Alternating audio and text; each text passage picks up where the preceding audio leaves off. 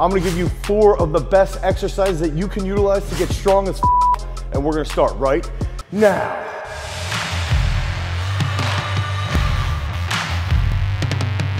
Okay, so when we're talking about training to get strong as what we want to focus on is what movements are going to transfer really, really well to other exercises. And that takes us right into that first key exercise, and we're going to be focusing on the front squat. Okay, so these are movements that a lot of people don't want to do, myself included.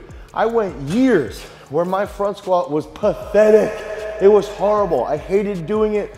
I would always cave in the bottom. I would, my back would hurt a little bit, my upper back would hurt, my abs would get sore. I didn't like squatting full range of motion. I made up all these pathetic excuses.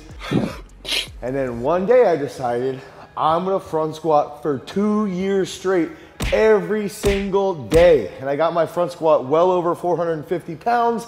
And guess what? Every other lift that I did exploded. My behind the neck jerks exploded. My bench press exploded.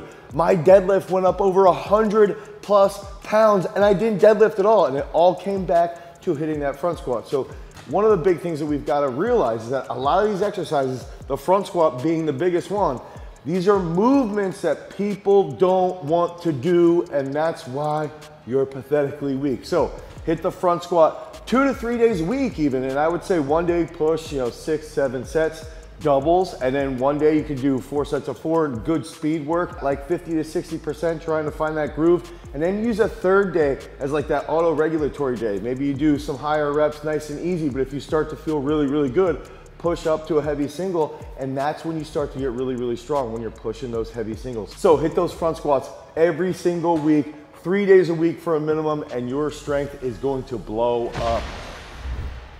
Hoopa.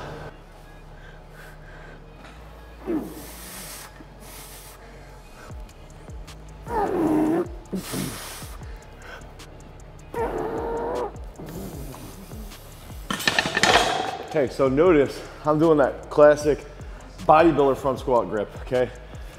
I have severe arthritis in my right elbow from Lyme disease and from tearing a bicep when I was a shot putter. So I really, really struggle to get in that front rack position, and I struggle to extend my elbow.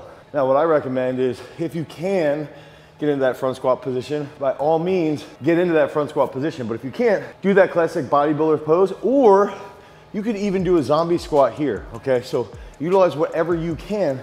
But remember, the whole goal is that we are trying to get as strong as possible. So get comfortable with that front rack position. And if you can't do that, definitely go cross, because both of those are gonna help you increase your strength overall. Okay, that second key exercise to get strong as is going to be the incline bench. And remember, we've got to pick movements that transfer to other exercises. And that's the biggest thing with the incline bench. If I could spend 6 to 8 months just incline benching and getting my incline as heavy as possible, okay, as strong as possible. Let's say I'm doing 6 sets of 4, and then later on in the week I'm doing speed stuff, or one program I'm going really, really heavy and 10 doubles, right? And then the next program, maybe I do 4 sets of 8, 2 sets of 12 with a little more volume, and I undulate back and forth. Over time, that's gonna transfer really, really well to the bench press. It's gonna transfer to the dumbbell bench. It's gonna transfer to shoulder strength. So it's a movement that a lot of people don't like to do because the strength levels or the weight on the bar might be less than what they'd have on the flat bench. And if you're training at Golds and you got an ego, that becomes a problem, just like your front squat issue. So I like to utilize a little skinny bar here, okay? So I can get the incline rolling here.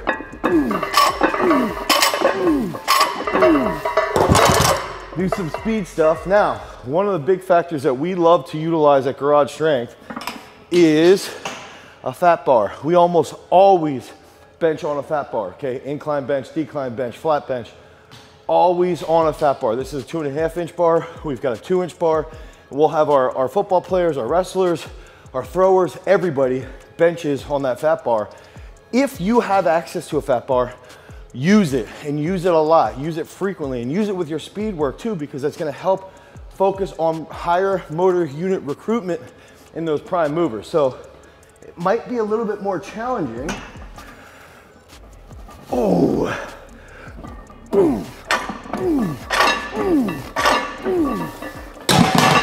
But because you're putting out a lot of force with that wide open fist, that open palm, okay? That's gonna help you focus on forearm strength as well as that shoulder strength. So incline, and if you have access to a fat bar, use that fat bar. That's the second key exercise to get strong as Okay, so the third key exercise to get as strong as you can is going to be the single leg squat. Again, I can hear everybody grumbling. I don't have that. I don't have a roller. I don't want to do it. One of the things we can do, if you don't have a roller, you don't have a pad, put your back foot on a bench and put a towel, wrap a towel and use that as a target. Now remember, if I do this, okay, if I'm in a single leg position, the reason why I love this is because it helps with my stability, and a lot of meatheads don't have good balance, okay? So they don't like to work on it. But the more balanced we are, the stronger we're gonna get with big loads, okay?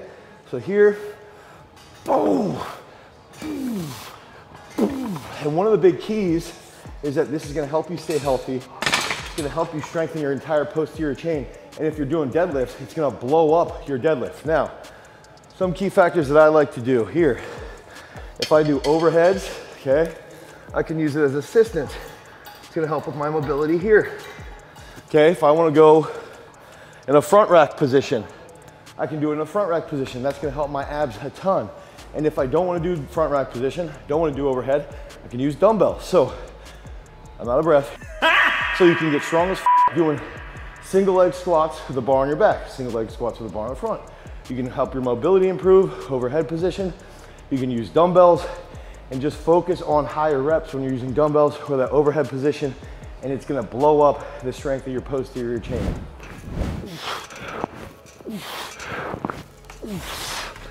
That last exercise that everybody has to do if they wanna get strong as is gonna be a pull-up, okay? Now bear with me because I'm gonna go through 4 or 5 different variations, okay? One of the things with the pull-up is that, again, heavier guys, we're gonna cry, we don't wanna do pull-ups, we can't do it. Do you know how hard it is? I weigh 300 pounds, why? I can deadlift 800, but I can't do a pull-up. Shut up! If you wanna get really, really strong and you wanna have a healthy upper back, you wanna have healthy shoulders, you've gotta hit pull-ups, okay? Now, I'm gonna demonstrate with a neutral grip. You can do an overhand, you can do curl-ups or chin-ups, but a couple different variations you can use is we can go dead hang where you have a pause in the bottom. Pull up, dead hang, pull up. Now another thing that we can do is no kipping. So oftentimes, especially myself, I might start to flail my legs and really flail all over the place, dolphin kick. All right, doing the classic CrossFitter kipping dolphin pull-ups. One thing we can do against that is a dead stop, no movement. No movement in your lower limbs, okay? So if I'm here, I pretend my legs are just like this. No movement. So that's another way we can use pull-ups to get extremely strong. Now, Mason is gonna give me a plate. Hi, Mason, how's your day going? Hello. Give me a plate in my calves. This is hard. So that's another variation that we can throw in. It's gonna crush your abs. Now give it to me on my shins. Here. This is where you'll feel your abs. So that's another variation that's extremely hard. And then finally, and this is a big thing with the pull-ups, okay? If we can think about back squat, right? Back squat is the king of the leg lifts, right? I believe pull-ups and pull-up variations is the back squat for our upper body. Not the incline bench, as much as I love it. I hope it didn't hear me over there. Emotional damage. Not the dips, it's the pull-ups, because this is the best way for us to just get strong. We gotta make sure that's bleeped out. So I'm gonna give you that final variation that I really like, where we're gonna put the weight on my quads, and this is extremely hard and really challenging on the gut. Hang on. Oh!